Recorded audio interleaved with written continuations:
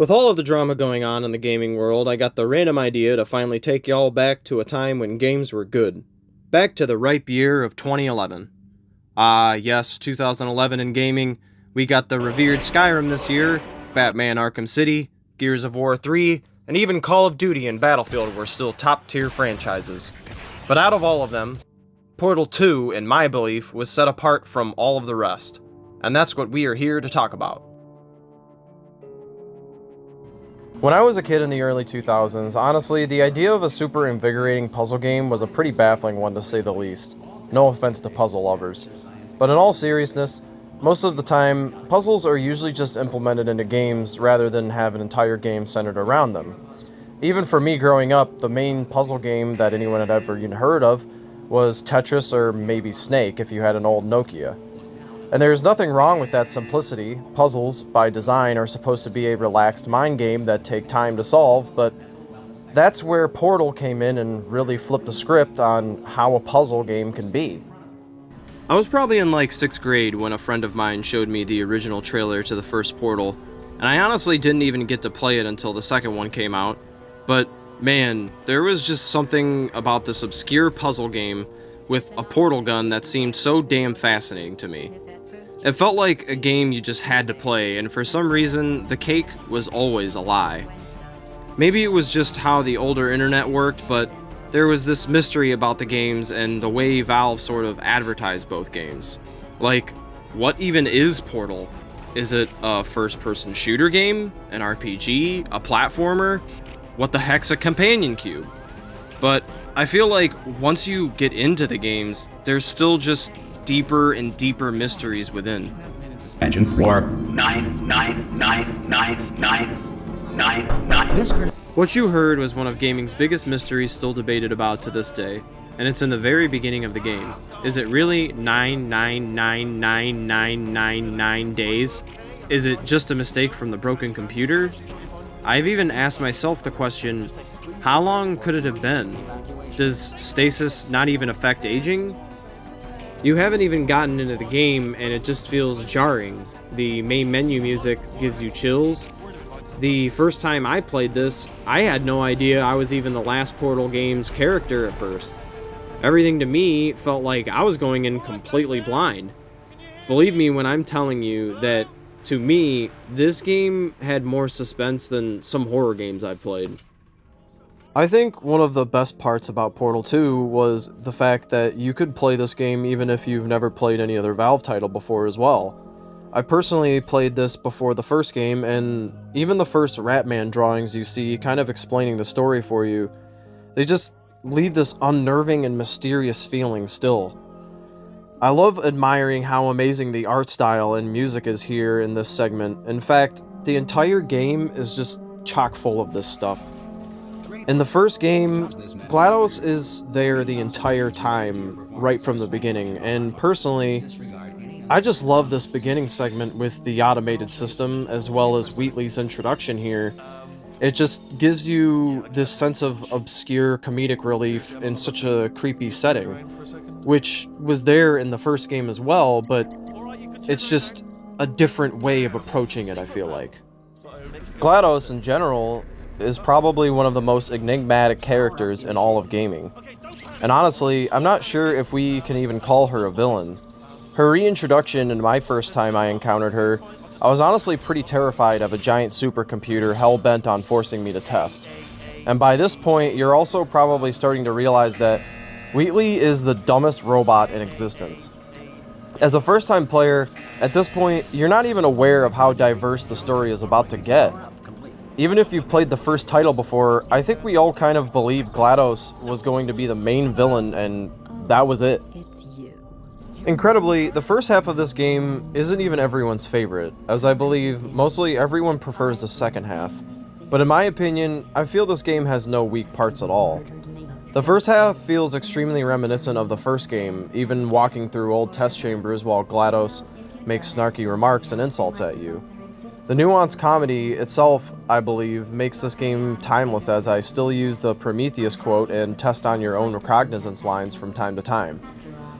I think what also sets these games apart is all of this personality, mystery, and comedy is coupled with the fact that you can really tackle most of these puzzles in any way you want as long as it's feasible. Another part here in this beginning section I'd also like to point out is the aerial faithplate section. I really believe that this segment right here really shows off how good the graphics were just at the time, and the physics, the overall physics, just as you're flying through the air. I mean, this game was made in 2011, and it's just astonishing how good everything looked at this time period. Even the Ratman drawings are hidden inside the test chambers, and whether you know the lore behind him or not still leaves a burning question in your brain of how these drawings even got here in the first place. Truly, the build-up to the halfway point is just climactic in and of itself.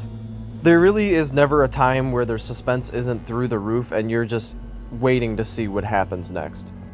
Another really important part I should show here is the Bring Your Daughter to Work Day, where we discover that Shell is actually a daughter of one of the scientists at Aperture, or most likely was, and I really wanted to insert this part. I promise I'm not going to insert every important moment, but this was huge when we first discovered it as fans of the game, and this just showed how diverse and crazy the writing could be, where originally you were just some ancillary protagonist. You're just, I'm just some voiceless protagonist that solves puzzles. And then this insert where the Bring Your Daughter to Work Day, where you see all of the projects and you see Shell's name and Shell's project is just blowing through the roof, was really amazing. And there's so many points, and especially coming up in the second half, is just all of these points are just incredible. That just makes every single segment just amazing, in my opinion. Even the short boss fight with GLaDOS, I feel, is supposed to be a little nod towards how much more simple the first game was. And to me, felt like a, haha, gotcha, the game's not over just yet. The sequence also shows off the incredible range of character writing with Wheatley. I can't tell you how it absolutely threw me for a loop when he became the antagonist. I mean, seriously. There are very few games I think I've even heard of where the moron, the literal programmed stereotypical idiot, somehow gains power. To me, this small part is a perfect example of just expect the unexpected. The second half begins with arguably one of the best metaphors in story writing in general.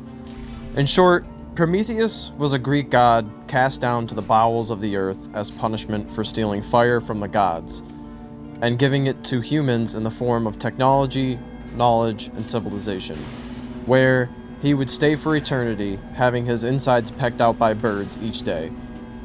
For a rated E10+ game, that's a pretty bleak metaphor to say the least.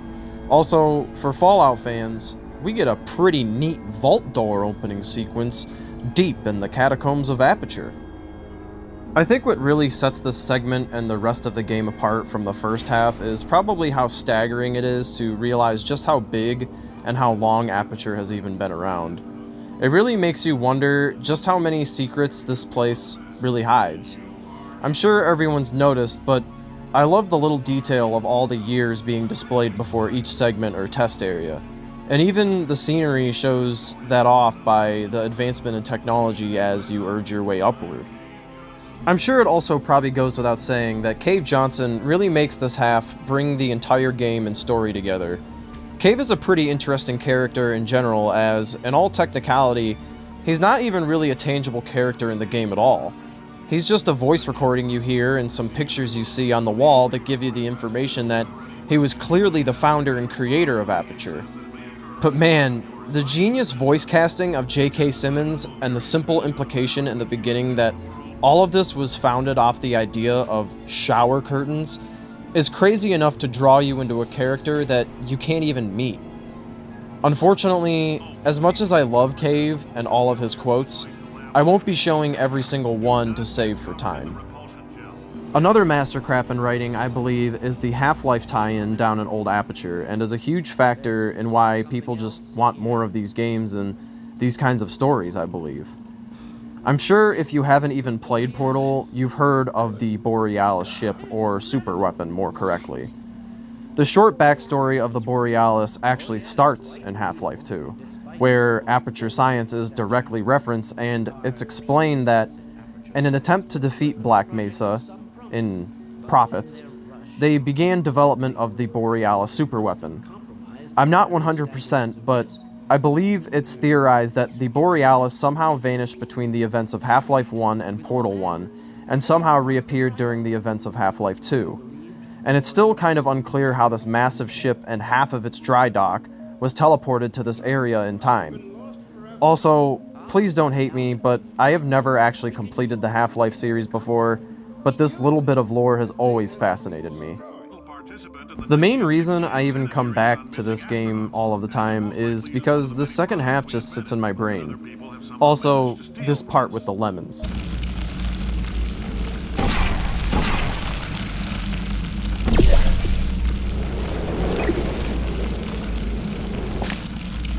Alright, I've been thinking.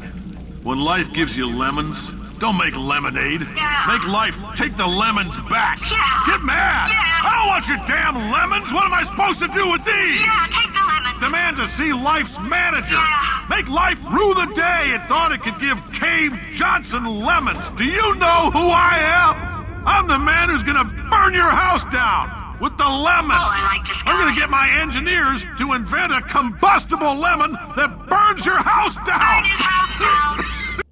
Even a bit later, back in regular Aperture, this entire half feels so abstract, but still true to what the original was, I feel like. The dynamic between GLaDOS and Cave is something to behold as well, as I don't think anyone expected to grow feelings for a dead man and a woman named Caroline that's now an AI computer, even considering how twisted they are. There's something almost melancholic rising back up to face Wheatley, the feeling of closure to a forgotten relationship between two people that seemingly no longer exist, all for the cause of science. Some of my favorite puzzles are down here as well, and the gels are honestly fun to play with, and with each test you can really tell why there's still people not only playing this game, but experimenting and trying to create more experiences like it. Finally approaching the discombobulated Wheatley Laboratories and ending of the game, I always feel a little heavy-hearted. I don't think I ever necessarily wanted to stop Wheatley. I just knew I had to, or the whole place was going to explode. I honestly believe Wheatley is sort of a tragic character. He may have been a robot, but he was clearly not programmed to handle the entire facility, which is an understatement to say the least. But the ending, while feeling slightly disconnected from the rest of the game, still feels like a culmination of everything we've come to see before. I think we all pretty much feel mixed between wanting to beat the game and wishing it would never end.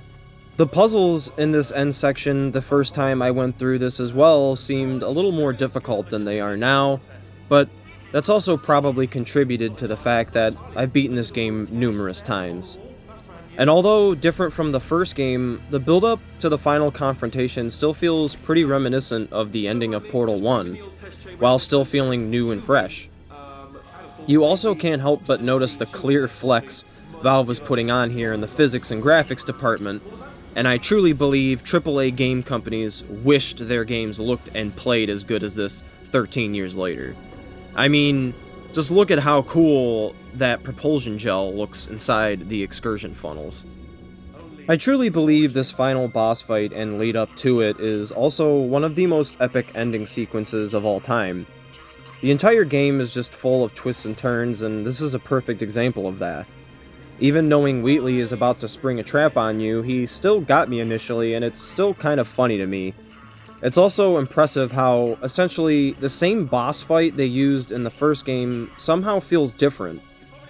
This boss fight is honestly more cinematic than anything though, as it's not necessarily difficult in my opinion, but I don't think it really had to be. If anything, it felt more like a memento to what we've experienced, and I think it perfectly represented that. In closing, I feel it's important to mention I really don't think any kind of video or review or whatever can really describe the feeling of charm and passion this game initially gave people, or at least myself. Honestly, when I initially started working on this video, I wasn't really sure of the direction I was going to go with it at all, much like my first approach to the game itself. But with how bleak the gaming industry looks these days, I just had this feeling to show everyone what passion in gaming used to look like, and how it feels to discover such a true work of passion. How a puzzle game can be more than just solving some puzzles, and how a simple concept never has to be as simple as it seems. You can literally shoot for the moon. Get it? That's a pun from the game.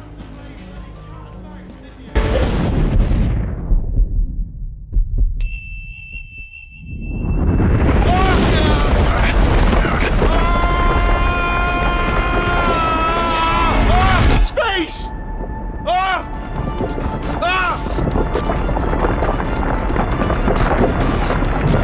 Let go! We're in space! Space. Let go! Let go! I'm still connected! I can... Well, I hope everyone enjoyed this little passion project I decided to whip together. I really wish I could show every single moment, but like I said, I really feel the game is a testament to itself and words don't really do it justice. The story may be over, but I think it's also refreshing to note that there are still mod creators out there, and Portal 1 and 2 did get a port for Nintendo. So I still believe there's a lot of passion and love for these kinds of games. And hopefully, one day, we will see more masterpieces just like this one. Thank you all so much for sticking around, and don't forget to like and subscribe to see more random content from myself. See ya, everyone.